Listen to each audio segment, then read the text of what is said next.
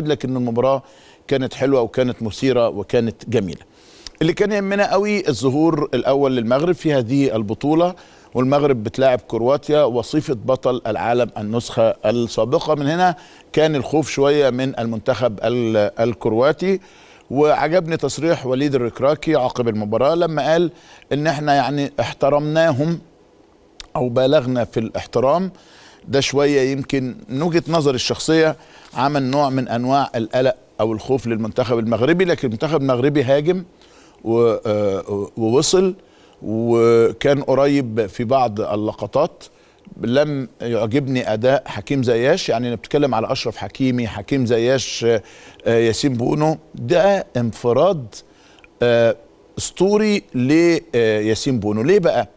لو عندنا الصوره اللي قبل دي، الكره دي كانت ملعوبه على حدود منطقه الجزاء، طلع ياسين بونو وانقذها ببراعه. هي نفس اللعبه اكتملت واتسددت من داخل خط السته، عاد ياسين بونو مره اخرى لينقذها، انقذها ببراعه وباقتدار. ودي احدى الفرص الضائعه من المنتخب المغربي، كانت كفيله بفوزه ب3 نقاط. لكن انت تخرج بنقطه في الافتتاح قدام منتخب عريق وكبير زي المنتخب الكرواتي بقياده هذا النجم الكبير لوكا مودريتش، اعتقد ده شيء جميل بالنسبه للمنتخب الكرواتي. بنبارك لهم على هذا يعني على هذه النقطه، ولو ان كنا طمعانين في نقطه كمان. نصير مزراوي خرج مصابا، ان شاء الله نطمن عليه باذن الله ويكون سليم الاصابات، دمها تقيل في هذا المونديال، لكن نقطه افضل من لا شيء.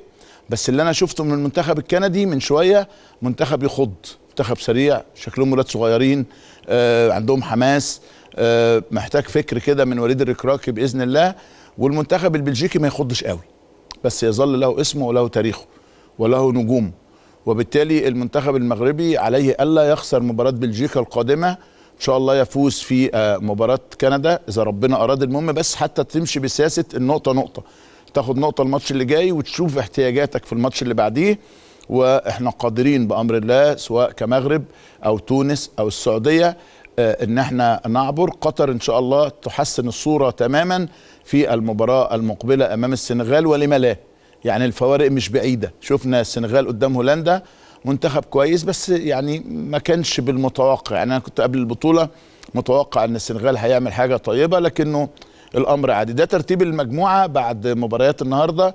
بلجيكا في الصداره ب3 نقاط، المغرب وكرواتيا كل واحد نقطه، وكندا لا شيء من النقاط. ودي اقل مجموعه اتسجل فيها اهداف، يعني ما فيش غير هدف واحد اتسجل في هذه المجموعه. لكنه الحمد لله ان احنا بنبدا بنقطه، وتونس امبارح تبدا بنقطه، وانه السعوديه اول امبارح تبدا ب3 نقاط. امر ممتع وامر جميل وامر ان شاء الله بيفرحنا كلنا انه يكون في تواجد جيد للكره العربيه. لابد ان الرساله دي توصل